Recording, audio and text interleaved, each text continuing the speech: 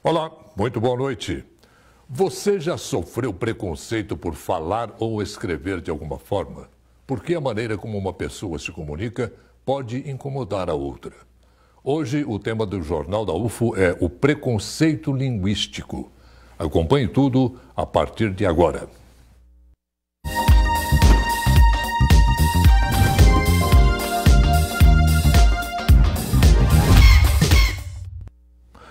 Nós vamos começar a nossa conversa de hoje falando de variação linguística. Saiba mais na reportagem. Não é de hoje que as conversas vêm tomando um rumo diferente. Digamos que é mais livre, sem regras. É assim na internet, por exemplo. As palavras são abreviadas e até mesmo com uma escrita que é considerada fora do padrão. Esse fenômeno é chamado de variação linguística. Mas afinal, o que é isso? Os pesquisadores mobilizam o conceito de variação linguística que permite explicar, por exemplo, por que em algumas regiões os falantes realizam sons diferentes de outras regiões, por exemplo. Não é? É por isso que, por exemplo, a gente fala esse R mais retroflexo, esse não é? E é diferente a realização desse R, por exemplo, em Belo Horizonte, na região ali de Belo Horizonte. O fenômeno da variação linguística, então, ele permite explicar essa diferença da realização dos sons, mas também outras questões do sistema linguístico, como as próprias palavras, a diferença lexical mesmo, em dialetos de uma mesma língua. Escrever ou conversar diferente sempre chamam a atenção, mas essas variações na sociedade podem causar um julgamento depreciativo contra o modo como alguém fala. É a partir daí que pode surgir um preconceito. Eu nunca sofri o preconceito linguístico, mas assim, a gente sabe que ele existe. Tipo, por exemplo, eu já aconteceu comigo ou com alguns colegas meus várias vezes, de, por exemplo, a gente tá numa roda de conversa e a galera falar assim, nossa, vocês de exatas falam tudo errado, escrevem tudo errado. Na época, quando eu era da escola, eu tinha uma professora que não era de Minas, se não me engano, ela era da região de São Paulo, que quando eu falava palavras do tipo porta, não falava porta, eu falava porta, ela corrigia a palavra e refazia o R, tipo, na forma que ela achava que era correto, que é porta, ou então porteira, eu falava porteira, quando lia algum livro, ela falava porteira, ela falava, tipo, no sotaque dela, que eu achava isso meio estranho, você corrigiu no sotaque que você não é daqui, você corrigir alguém que é daqui do sotaque, acho isso meio estranho, acho incorreto. Se a gente parar para pensar, o preconceito linguístico existe porque é imposto um padrão na sociedade do que deve ou não ser correto na língua. Ocorre que o preconceito linguístico, ele existe de fato, e ele se deve justamente por um processo de homogeneização mesmo da língua, de uma recusa da existência desses outros falares, não é? A gente tem uma cultura de se valorizar muito a norma padrão e em função disso, esquecer desse fenômeno, que é a variação linguística, e recusar todo tipo de realização da fala que não siga a estrutura ou a normatização dessa norma padrão, o que culmina aí nas formas de preconceito linguístico. Um deles, por exemplo, em que os próprios brasileiros afirmam não saber o português. Os nossos antepassados, os colonizadores, nos deixaram uma herança que é a língua portuguesa. Mas será que o português de Portugal tem o diálogo e a escrita mais corretos? É uma questão que esbarra aí no preconceito linguístico, na medida em que a gente, do ponto de vista da sociolinguística, não pensa em correção, em mais correto e menos correto. A gente pensa que o uso da língua ele responde ao nível de formalidade específico. Acontece que a nossa gramática é muito baseada na questão, no falar de Portugal, na medida em que ele é o nosso colonizador. Então, responde a uma questão histórica, mas é apenas um mito de que o português de Portugal é mais correto do que o português do Brasil. Bom, pode ser uma conversa descontraída entre amigos ou até um papo mais sério. O importante mesmo é que essa linguagem seja entendida por todos e que o preconceito não exista. Obviamente, eu não vou falar numa mesa de bar com os meus amigos, dê-me um cigarro, por favor, que é o que a gramática normativa prescreve, que a gente faz o uso da ênclise, coloca o pronome depois do verbo. Não, no português brasileiro a gente fala, me dá aí um cigarro, cara, por favor.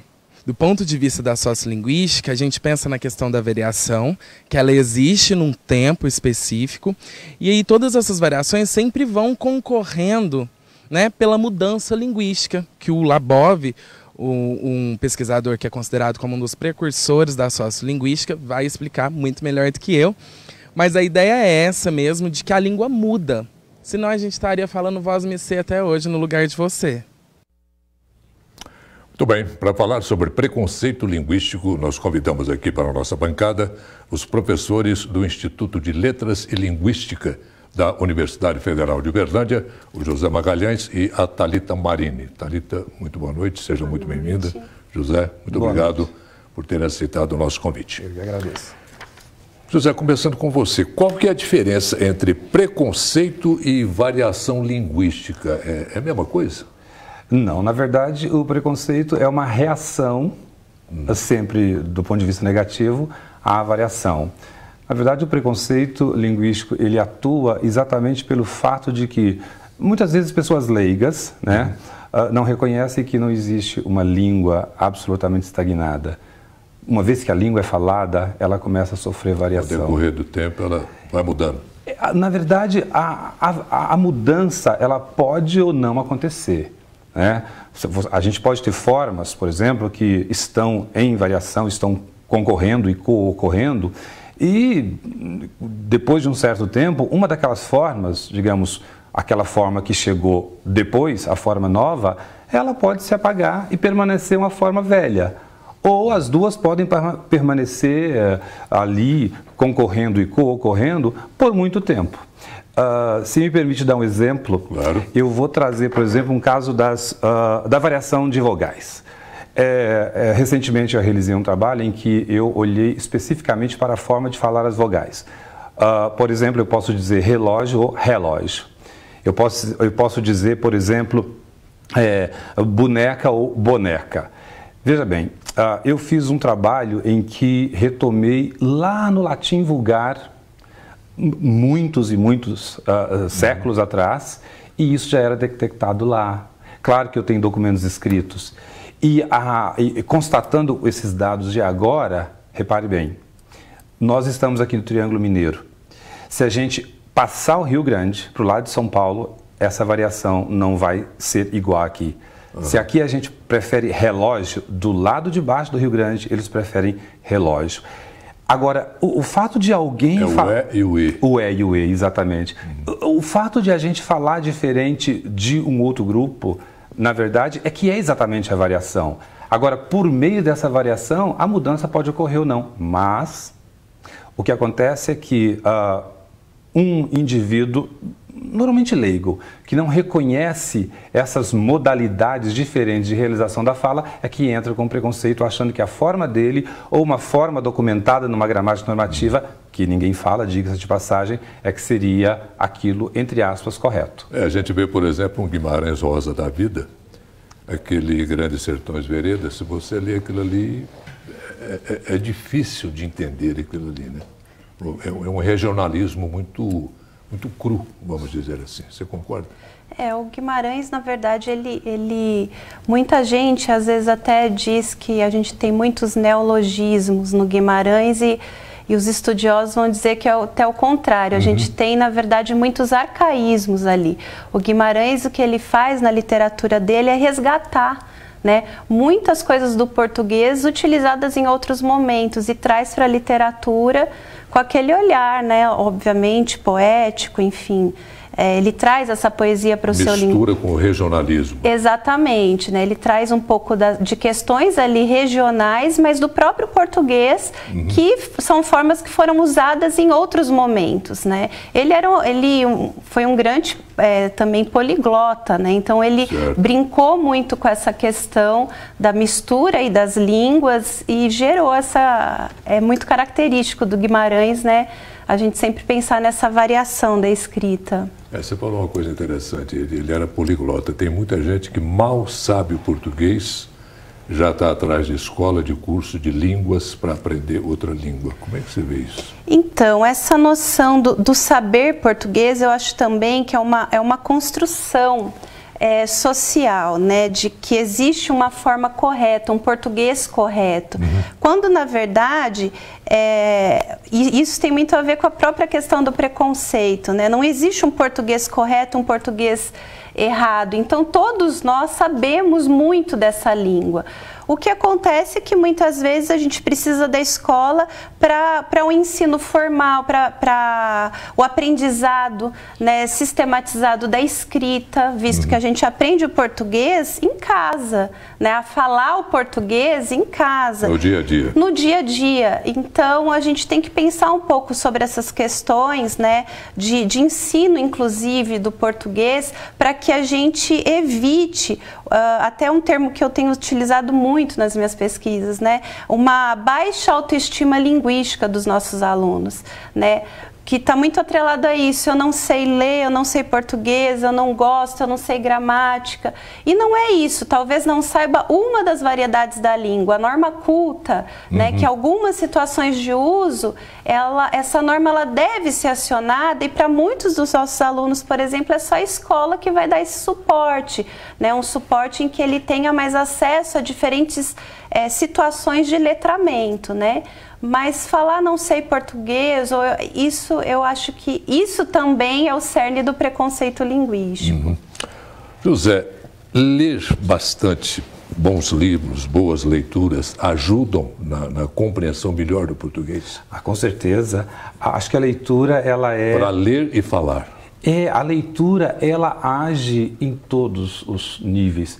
Inclusive essa história toda de falar bem, de escrever bem, ou de aprender a falar, de aprender a escrever, isso é uma via de mão dupla.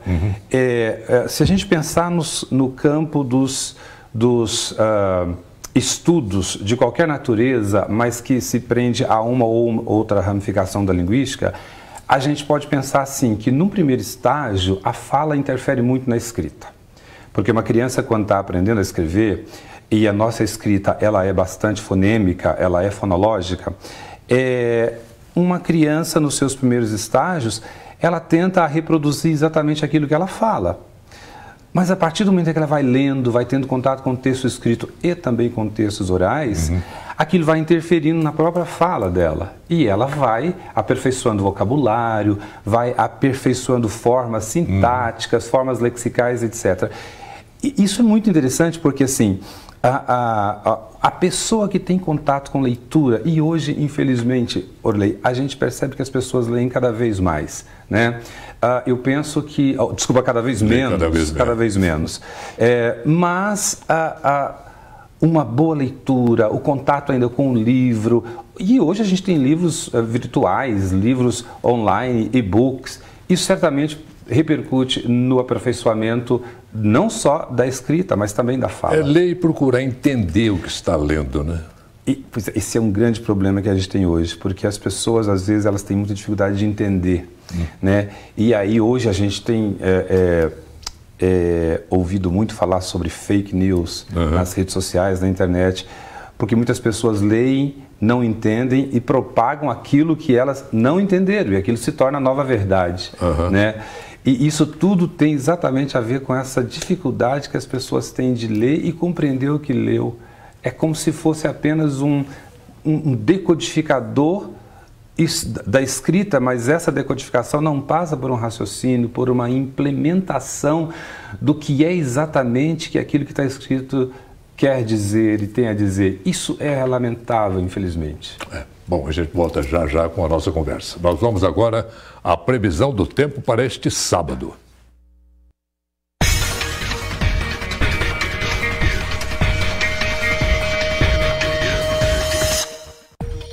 O final de semana continua com o tempo mais seco em Uberlândia. As temperaturas ficam entre 15 e 30 graus.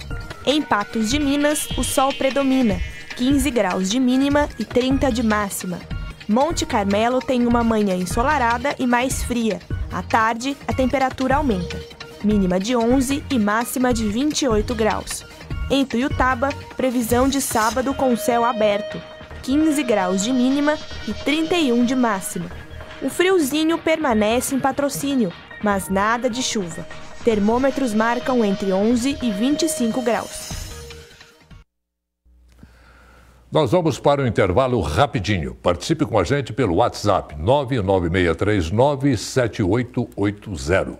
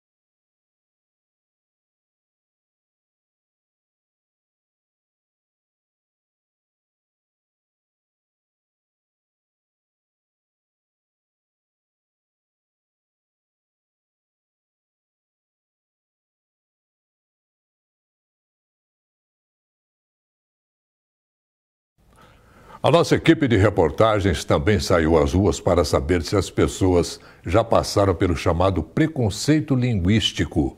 Olha só. As opiniões variam. Tem gente que até já perdeu venda por causa do preconceito linguístico, mas algumas pessoas também acham que tudo bem corrigir alguém de vez em quando, se essa pessoa fala alguma coisa errada. Vamos conferir. Porque às vezes a gente chega a um cliente, né, que exige a gente explicar alguma coisa, resultado de alguma palavra, então eu já sofri por isso. Às vezes até de fechar uma venda por causa disso. Não fechou a venda por isso? Então, já aconteceu. Às vezes não sabe explicar, às vezes um material, às vezes não vem num jeito diferente que eu entendo, né? Então, então a pessoa, às vezes, por ignorância, sei lá, então, terminou deixando a venda sem fechar por causa disso. Não, nunca fui criticado, porque eu acho que uma crítica assim não recebe bem, né? Agora, em torno de brincadeira, ele brinca, igual eu falei para você, né? Ah, você falou errado, isso assim, a palavra é assim, aí a gente aceita. Muitas vezes já corrijo. O povo fala que eu sou professor de português, que eu corrijo muitas pessoas. É interessante isso, né, Tatiana? Essa coisa de incomodar as pessoas, o meu modo de falar. Pois é. Isso tem muito a ver mesmo com alguns modelos que se tem do que seria o falar correto, bonito, adequado. Então, existem formas de prestígio. Eu acho que o preconceito linguístico, assim como qualquer outro preconceito, ele é, antes de tudo, um preconceito social, é um preconceito de classe, né? Na reportagem, nós vimos ali um senhor dizendo que sofreu preconceito, não conseguiu finalizar a venda, e a gente vê ali que ele tem uma variação. Ao invés de falar explicar, ele fala o explicar. Né? Então, que muitas vezes as pessoas vão associar isso às pessoas não escolarizadas, né? E com isso já se atribui valores ao outro, como se ele fosse menos, e por isso, muitas vezes algumas pessoas atribuem até uma incapacidade, até intelectual, que é um grande equívoco. Isso é preconceito linguístico, a gente não pode, portanto, legitimar esse tipo de atitude, né?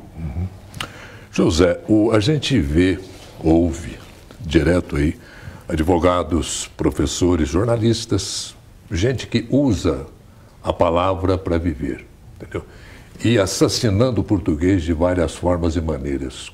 Isso é ensino básico, ensino médio mal feito? Eu acredito que a gente não pode fazer uma relação direta, muito direta, porque há muitas pessoas que hoje elas têm uma formação, como você acabou de dizer, né? É advogado, é médico, né?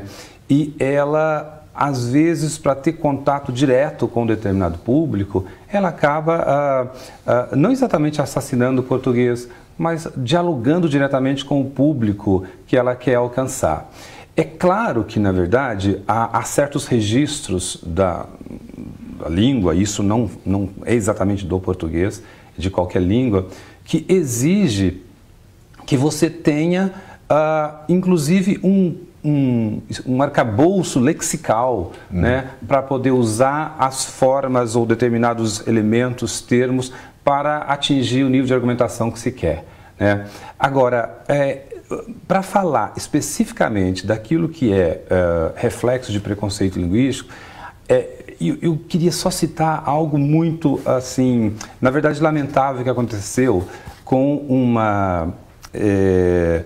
uma moça que saiu da Paraíba e ela foi para o Rio de Janeiro trabalhar, e ela trabalhou para trabalhar como vendedora numa loja, e ela foi solicitada, né, foi solicitado a ela que tentasse sair do sotaque do Nordeste para que não prejudicasse as vendas, algo muito parecido com o que aquele senhor falou. Ora, isso na verdade é tentar fazer com que a pessoa perca um pouco de sua identidade, porque a língua, o uso que se faz da língua é a identidade do indivíduo. Sem dúvida. Ô, Tatiane, tem um outro extremo também, né? A pessoa que fala, vamos dizer, errado, e tem aquela pessoa que usa uma linguagem mais rebuscada, exageradamente culta, vamos dizer assim. Isso também dá para detectar um pouco de preconceito em cima disso, não? Sim, eu acho que... A pessoa metida, quer esnobar, aquela coisa toda. Eu acho que nós temos, inclusive, né, pensado muito nisso, dentro mesmo da graduação, da letras, também na pós-graduação, né? Tanto eu quanto o professor Magalhães trabalhamos no mestrado profissional, que na verdade, trabalha diretamente com futuros professores, com professores já de língua portuguesa que estão aí na sala de aula. E a gente tem trabalhado muito nesse sentido, né, de trabalhar com a noção de adequação, né, de estar mais ou menos adequado às formas que nós elencamos, que escolhemos para determinadas situações comunicativas. O que evita também esse rótulo de certo e errado, e nesse sentido nós conseguimos combater esse tipo de situação, né? Quer dizer, eu não posso não é adequado, né, um uso extremamente formal numa situação que não me pede essa formalidade, chega a ser constrangedor para o meu interlocutor, enfim. E, na mesma medida, situações que exigem uma maior formalidade, né, do indivíduo, eu preciso ter um repertório linguístico para ser acionado nessas situações. Caso contrário, eu vou sofrer preconceito linguístico. E vai ficar falando sozinho, né? Pois é, também. Ô, José, o caso do preconceito, tem professores que corrigem alunos devido ao sotaque. Como é que... Isso é um pouco cruel, não é? Isso é uma expressão viva de um preconceito e é algo, assim, lastimável. Porque, como eu disse anteriormente, sotaque é uma coisa muito bacana porque a identidade identifica. Inclusive, tem pessoas que têm muito, mas muito orgulho do seu próprio sotaque. Agora mesmo tem há pesquisas, né, no ramo da sociolinguística que percorreram os estados brasileiros e regiões para ver quem tinha mais orgulho do seu sotaque. Quem venceu? Rio Grande do Sul. Os gaúchos... Os gaúchos representam o povo brasileiro que tem mais orgulho do seu sotaque. Veja, num país com essa dimensão, né? Se a gente pensar que as pessoas têm cultura, as pessoas têm vivência, as pessoas têm a sua identidade particular, o sotaque faz parte dela, né? E isso não pode ser perdido, isso nunca vai ser perdido. E nem pode perder. Não vai acontecer nunca. Tatiane, o uso de gírias entra nessa discussão? Eu acredito assim, as gírias, elas, na verdade, elas vêm e vão, né? Elas são expressões que aparecem na língua em determinadas situações, depois elas desaparecem. Agora a questão é que a gíria, ela é acionada em que situações? Situações menos formais. Situações formais, elas não aceitam, na verdade, né? Eu nem diria assim, quando a gente também, acho que é importante falar isso, quando a gente fala em situações formais, a gente tem que pensar que não são situações como, por exemplo, uma palestra ou uma sala de aula.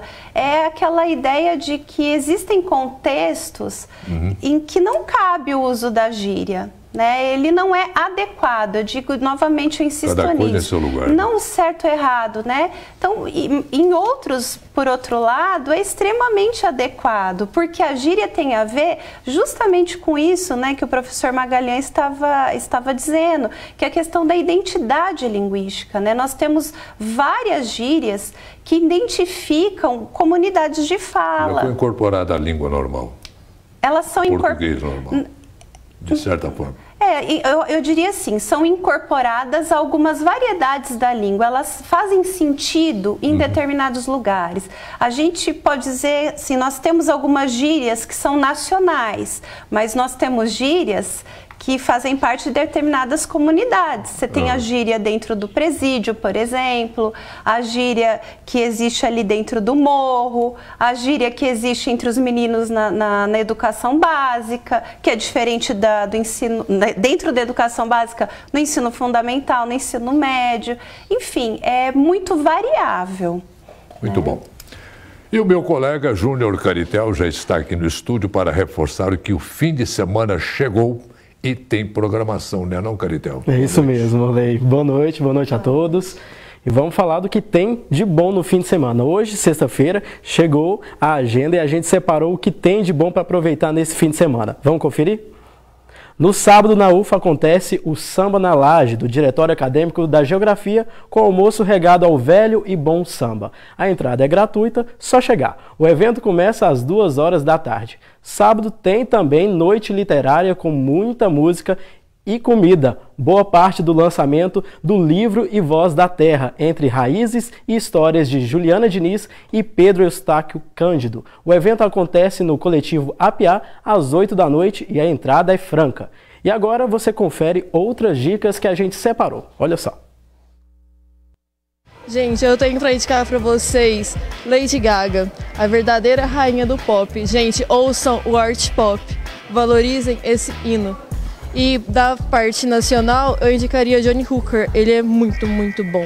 A minha dica de hoje vai para a literatura espírita, porque eu acredito assim que é uma literatura que possa ajudar bastante a gente a desenvolver nós como pessoa mesmo, para praticar aquilo que o livro ensina no nosso dia a dia. Também eu tenho uma dica muito importante de uma colega minha, da Letras também, da Letras de Português. Ela tem um blog que chama Teoria das Laranjas. É só nas redes sociais colocar @Teoria das Laranjas, se vocês acham ela, e começa a seguir lá, viu? É sobre indicação de livros, sobre poemas, escritas que ela faz, de autoria dela mesmo. Eu vou indicar Lúcifer, que é uma série mais recente, tem o Tom Ellis no papel principal, do próprio Lúcifer. É uma série bem interessante, ela tem a opção de audiodescrição, que é uma coisa para pessoas cegas ou com baixa visão, de assistir essas séries, que é muito interessante. É legal, é sobre como o diabo se viveria no vídeo de hoje, tem várias críticas da sociedade. Por exemplo, o próprio diabo fala, eu não induzo as pessoas a fazerem coisas ruins, quem faz isso são vocês. E tem também a questão da discussão da culpa na série, onde o diabo fala que, o Lúcifer no caso, ele fala que o inferno são as próprias pessoas que fazem, remoendo as culpas, porque a gente sabe que a gente faz errado e a gente continua fazendo errado mesmo assim, e essa culpa é o que te prende no inferno. Então qualquer um pode sair, eu acho muito interessante essa discussão. Agora só uma correção, eu tinha falado boa parte, lembrando que o evento que vai acontecer no sábado é muita música e comida que vai acontecer. A agenda cultural fica por aqui e curta seu fim de semana. Até a próxima sexta-feira. Boa noite para vocês. Boa noite, Júnior. Bom final de semana. Obrigado.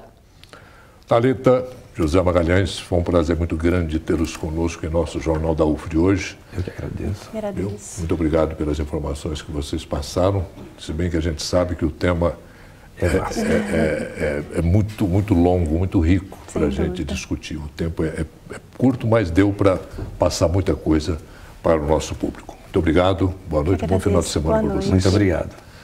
Só lembrando que você pode mandar sugestões de pauta e participar com a gente pelo WhatsApp. Anote aí, 99639-7880. E outra novidade é que agora temos Instagram, @tvu.uberlândia. Segue a gente lá também. Boa noite, um ótimo fim de semana e até segunda.